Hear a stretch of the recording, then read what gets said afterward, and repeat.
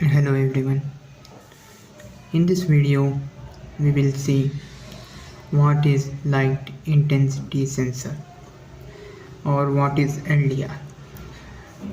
So in front of you can see there is a small resistor kind of structure.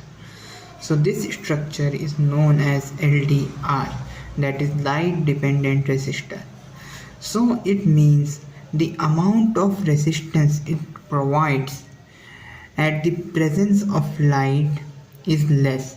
So as light intensity increases, the amount of resistance decreases, and as light intensity decreases, amount of resistance increases.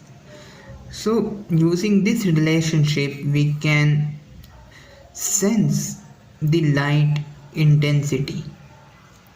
So this resistor have 3 pins.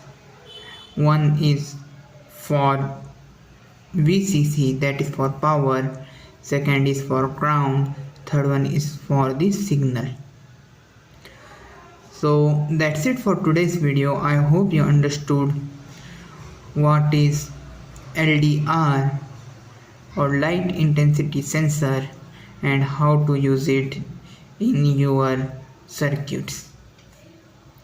See you in the next video. Till then, bye.